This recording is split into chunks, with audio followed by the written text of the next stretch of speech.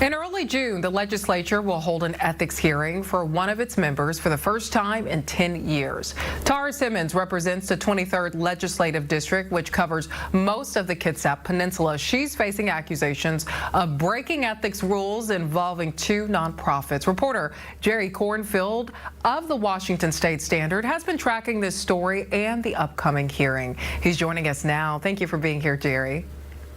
Oh, thank you for having me. Well, can you explain the accusations against Representative Simmons and how long have these claims been going on?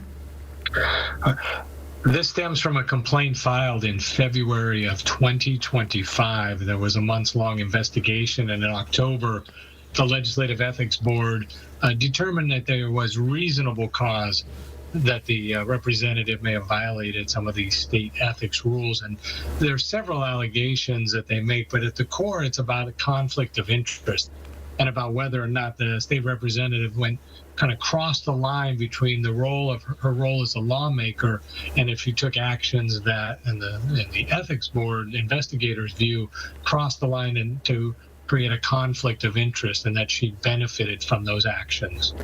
Jerry, can you dive a little deeper into these accusations? So exactly what has the ethics board said? So the one that's probably the most understandable is that as a lawmaker, she was able to request and secure funding in the state budget for a nonprofit, and then through that proviso, there was a subcontract to a second nonprofit.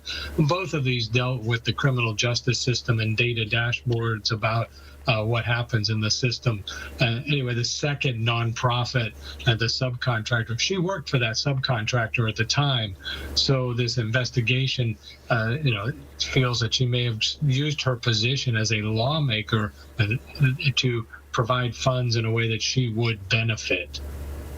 Is there any evidence did she self-report in this case, or was that discovered after the fact, from what you know?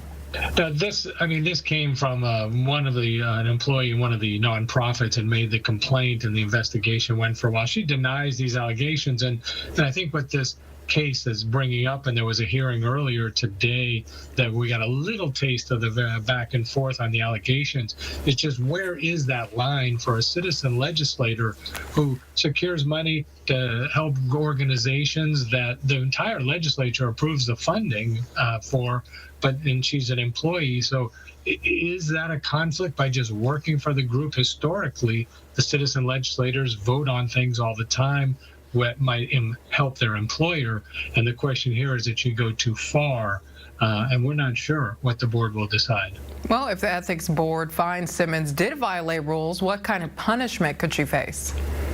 It's a $5,000 up to $5,000 penalty for each violation they find, and then they could also charge her or make her pay for the state's fees or the attorneys that are used. I mean, this is all kind of new. Like you mentioned, it's been a decade since there was a public hearing. This could go over 2 days. It could have testimony from members of the nonprofits describing what she does and how the money provisos were written and what they brought about. I do want to point out a second allegation that wasn't played up much in the hearing today, but does get raised, is she did assist. She connected a friend with one of the nonprofits. They hired her friend, and there's questions about whether or not a donation she made to the nonprofit went directly to help pay her friend, and therefore there's a question of whether she used her position to obtain a special privilege, which would be a violation for this friend. She again denies that, says all the time lawmakers recommend people to be hired by organizations, and the organization made the decision to hire that person. Okay, Jerry Cornfield, thank you for your reporting. Thank you.